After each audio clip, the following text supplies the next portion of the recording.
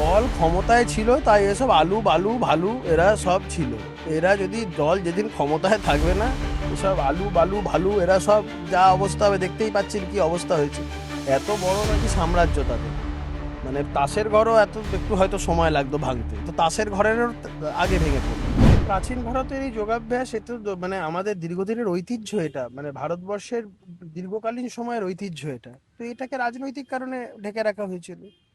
এটা যদি এখন ইসলাম ধর্মাবলম্বী মানুষদের সাথে এর যোগাযোগ থাকতো ডাইরেক্টলি, সেরকম যদি কিছু হতো, মুখ্যমন্ত্রী দেখতেন প্রত্যেক মাসে প্রত্যেক বছরে কেন, প্রত্যেক সপ্তাহে সপ্তাহে করতেন। কিন্তু এখন এবার উনি নিজে হাঁটতেন, হাতে উনি অনেক কিছু করতেন, মানে উনার সেটা ওই তো সব কোনো যোগা দেখা তা যায়নি। বলছি না, উনি যা যা করতেন সেই সেই জিনিস কি আমরা করতে পারবো? এই যে ধরুন উনি এত চুরি জচ্চুরি করেছেন, সেগুলোও কি আমরা করতে পারবো? ওনার সাথে কোনো কম্পেয়ার করবেন না দয়া করে।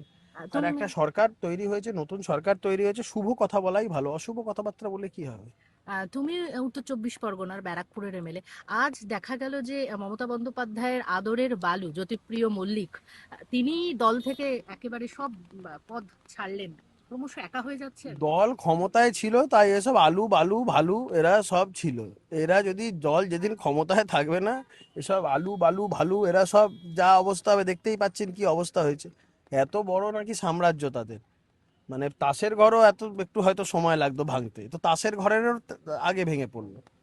তো কিছুই না, ক্ষমতার অপব্যবহার আর পেশি শক্তির আস্ফালন, এগুলোর উপরে একটা সরকার 15 বছর টিকেছিল মানুষের সমর্থন নিয়ে না, এবং সেটাই স্পষ্টত বোঝা যাচ্ছে। এবং দেখছেন তো জায়গায় জায়গায় যেভাবে স্বতঃস্ফূর্ত জনরোষের সম্মুখীন হচ্ছে এরা। তো এই সমস্ত আলু বালু ভালু যারা ভাবছে যে ইস্তফা দিয়ে জনরোষ থেকে বাঁচা যাবে, ভুল ভাবছেন। মানে ডিম থেরাপিতে আমি ডিম খেতে ফিম রাজি বলতে নয়। চাই না।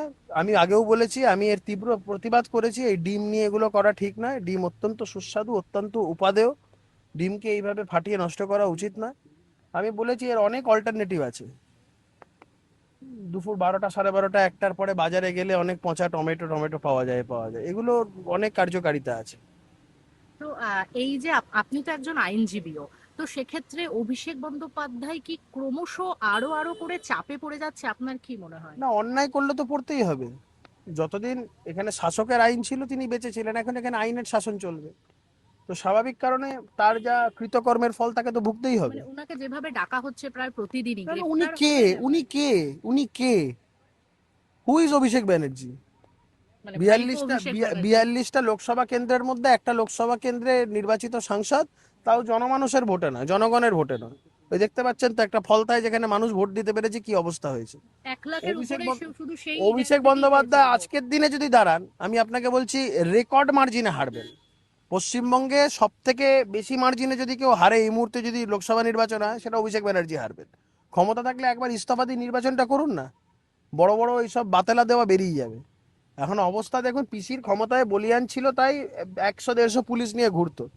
এখন গাড়ির মধ্যে 4টে প্রাইভেট সিকিউরিটি ঝুলতে ঝুলতে যাচ্ছে, এত বড় বীর পুরুষ 4টে প্রাইভেট সিকিউরিটি ভাড়া করেছে, তারা গাড়ির সাইড ধরে ঝুলছে। এই লোকগুলোর সেফটির কথা উনি ভাবেন না, যে গাড়ি চলতে চলতে ওই লোকগুলো পড়ে গিয়ে যদি কিছু হয়ে যায়, ওসব কিছু না, আমাকে তো বাঁচতে হবে। ওই জন্য 4টে লোককে গাড়ির চারদিকে, গাড়ি রানিং অবস্থায় আছে, ঝুলছে তারা। আরো ভালো ভালো খবর দেখতে সাবস্ক্রাইব করুন বাংলা হান্টের ইউটিউব চ্যানেল। বাংলা হান্টের আরো খবর দেখতে নজর রাখুন। বাংলা খবর মানেই বাংলা হান্ট।